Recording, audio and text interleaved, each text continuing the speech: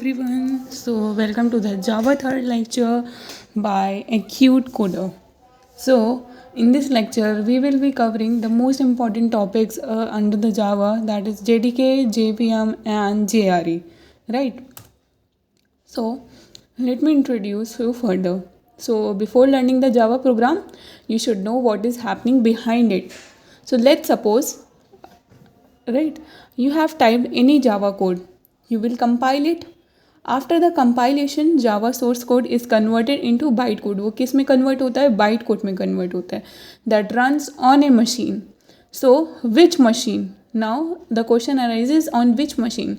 So the machine is called the JVM, the Java Virtual Machine. So basically, compile the code on JDK and you run on the source code. Run the source code on the run the code on JVM, right? So हम इसका एक बार diagram देख लेते हैं. तो जावा पे आप अपना जो कोड एक्चुअली में आप टाइप करते हो वो आपका JVM में जाता है. फिर इसके अंदर JRE के अंदर कुछ एक्स्ट्रा लाइब्रेरीज होती हैं, कुछ एक्स्ट्रा फाइल्स होती हैं जो कि JRE के अंदर होती हैं. अब आपका आता है Java development kit, right? So which is like the whole system, right, which you install on the computer. या आप JDK को इंस्टॉल करते हो, JVM या JRE अलग अलग नहीं इंस्टॉल करते हो, JDK को इंस्टॉल करते हो, right? JVM is a part of JRE. As a developer, you install JDK. Java is platform independent language because when you write the Java code, जब आप Java code को लिखते हो, so it is ultimately written for the JVM but not the physical computer, right? आपने code type करा तो आप किसके लिए टाइप कर रहे हो? अपने JVM के लिए टाइप कर रहे हो, राइट? सो इसी वजह से जावा जो है इंडिपेंडेंट होती है, वो किसी पे डिपेंड नहीं कर रही है. सारा जो काम हो रहा है वो JVM पे के लिए हो रहा है. Since JVM execute the Java bytecode, since the JVM execute the Java bytecode which is platform independent, so Java becomes platform independent. ठीक है, जैसे कि JVM है वो जावा बाइट कोड को एग्जीक्यूट करता है, सो जो कि प्लेटफॉर्म इंडिपेंडेंट होता है. इसी वजह से प्लेटफॉर्म जो जावा है वो उसका प्लेटफॉर्म कैसे बन जाता है? इंडिपेंडेंट हो जाता है. आपने जावा का प्रोग्राम करके कंपाइल करके उसको बाइट कोड में कन्वर्ट किया, बाइट कोड JVM से आके मशीन कोड में कन्वर्ट होगा. मशीन कोड आपका जो है वो आउटपुट देगा थ्रू CPU. अब हम देखते हैं जावा वर्चुअल मशीन में वर्चुअल मशीन क्या है. So basically virtual representation of any physical computer is a virtual machine. It is often referred as guest machine. Physical machine on which it runs is called host machine. जिस आपका जो laptop है, आपका खुद का जो लैपटॉप है, physical laptop, वो क्या है? आपका होस्ट मशीन. और जो आपने वर्चुअल मशीन आपने उसको ऐड ऑन करा है वो आपकी क्या है? Guest machine. You can run the multiple virtual machine on a system by initialising the virtualisation software, right? जैसे कि ये आपका हार्डवेयर है, ये आपका ऑपरेटिंग सिस्टम है, राइट? आपने hypervisor, that is your virtualisation software, install करा, आपकी एप्लीकेशन है. उसके बाद आपकी काफ़ी सारे वर्चुअल मशीन डाउनलोड आप रन करा सकते हो, right? How to define the JVM. अब क्वेश्चन आता है कि आप JVM को कैसे डिफाइन करेंगे, right? So JVM is an extract machine. Abstract means आपने बाहर से उठाई है मशीन. It is called virtual machine because it does not physically exist. ये फिजिकली एग्जिस्ट नहीं करती है. It can run those programs which are written in another language and compile it to the Java code. और इसको आप Java code में भी compile कर सकते हो. अब अगला आता है JVM, JDK, JRE are platform dependent because of the configuration of each operating system is different. क्योंकि इन सब different, so Java becomes platform independent after the installation of complete JDK. दोबारा देखते हैं हम इसको. JVM, JDK, JRE ये platform dependent होते हैं. इसको ध्यान से देखिए, ये प्लेटफॉर्म डिपेंडेंट होते हैं.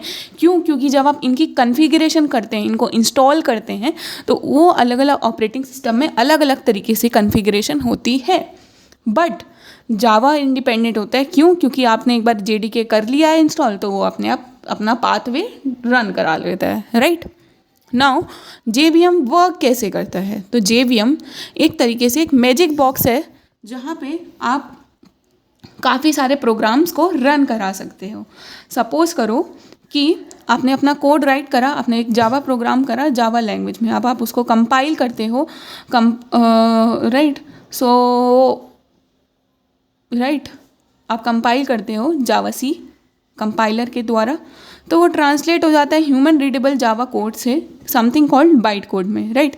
ह्यूमन रीडेबल जावा कोड यहाँ पे क्या है, यहाँ पे ह्यूमन रीडेबल जावा कोड जो है, आपने पहले जो क्लास वगैरह बनाई थी, क्लास आपको समझ आ रही है, आपको ऑब्जेक्ट्स आपको समझ आ रहे हैं, आपको अपने मेथड्स आपको समझ आ रहे हैं, आपने जो वेरिएबल्स बनाए हैं वो भी आपको समझ आ रहे हैं, बट बाइट कोड, बट उनको पहले जो उन क्लासेस मेथड्स ऑब्जेक्ट्स उन सबको जो बाइट कोड में कन्वर्ट करने का काम होगा वो पहले JVM कर देगा, उसके बाद में वो बाइट कोड जो है उसको यूज़ करेगा JVM, right.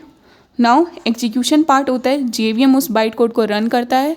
You can think of the JVM as a translator, it takes the byte code, उसने बाइट कोड लिया, जावा JVM ने बाइट कोड उठाया और उसको ट्रांसलेट करा उस इंस्ट्रक्शन में जो सिर्फ और सिर्फ कंप्यूटर अंडरस्टैंड कर सकता है। अब हम देख लेते हैं portability.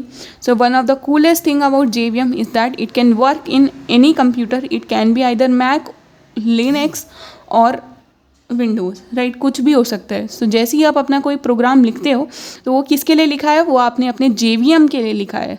That is why people say it for write once run anywhere for Java, इसलिए हम जावा को वोरा कॉन्सेप्ट्स पे कहा जाता है, क्योंकि आपने जो अपना कोड है वो किसके लिए लिखा है, अपने फिजिकल कंप्यूटर के लिए नहीं लिखा है, अपने फिजिकल मशीन के लिए नहीं लिखा है, बल्कि आपने उसको JVM के लिए लिखा है, जो कि भले ही रन फिजिकल मशीन पे ही हो रहा है, बट फिर भी दैट वो एक वर्चुअल लेयर क्रिएट कर रहा है आपके फिजिकल और आपके कोड, फिजिकल मशीन के बीच में और आपके कोड के बीच में। Imagine you wrote a letter in English but your friend only understands Spanish, so the JVM is like a translator, वो ट्रांसलेटर है जो कि उस इंग्लिश लेटर को ट्रांसलेट करके देगा स्पेनिश में, and then your friend can read it. So this way, even if the friend speaks different language, so like computers having the different operating system, the translator, that is the JVM, ensures everyone can understand your letter Java program. So this was the only working of the Java program. So hope you liked it, you have understand it, and इसका जो आगे का concept है JVM का architecture वगैरह वो हम next lecture में कवर करेंगे, right. Okay, thank you. Hello everyone, so